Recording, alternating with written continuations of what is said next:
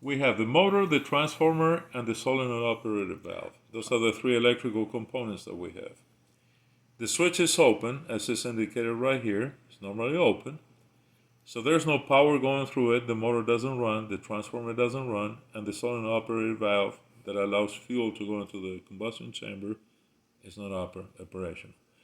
So when you close the switch, you're basically doing this, then there's a path for the current to go through the motor, through the switch, to the positive. Therefore, the motor starts and runs.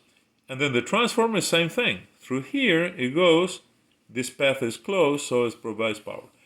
Now, the solenoid operated valve also is connected to that point by through two additional switches, of which the flow switch, that is depending on whether you press a trigger gun, and this contact will close.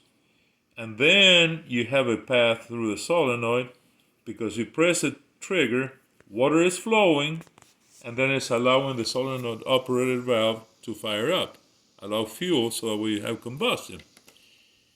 If you're holding the trigger gun and the machine overheats because you either had too small a tip and the water gets extremely hot, the high limit switch that is connected on the discharge side of the heating coils, the temperature will cause it to open up, so it interrupts the current flow through this solenoid, even though this is still closed, right?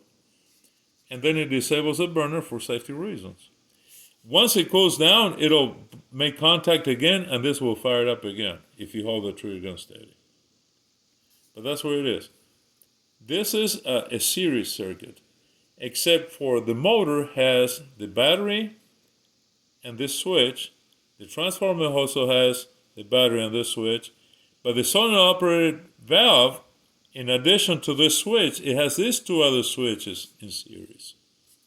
Because current has to go through here, has to go through this contacts that have to be closed. So does this mean if, let's say the high limit switch goes off because the water got too hot and this shuts down the solenoid valve and it no longer siphons fuel, is the motor going to still run? Yeah, okay. Because the motor is on a separate circuit. Okay. It's only dependent on this. Okay. The only way that would happen... Now, what does this transformer do exactly? It's an igniter. That's the igniter. Yeah. So that's the part with the electrodes where they're transformer kinda, is an old word.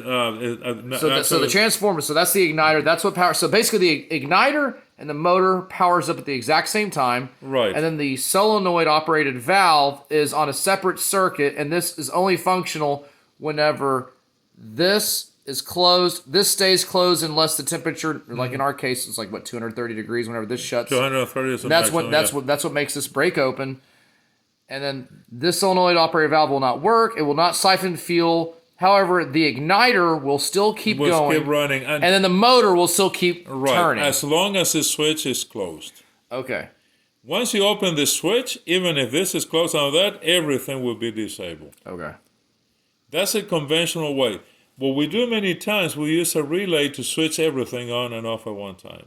Okay. But it's basically still a switch, except for it's operated through a coil. All right, I think I got it. That's basically the basic concept of how you control the heat on a machine that you interrupt water flow. Because obviously, if water keeps flowing, quits flowing, and this is closed, it's going to superheat into superheated steam, and it can cause an explosion. And obviously, you don't want that.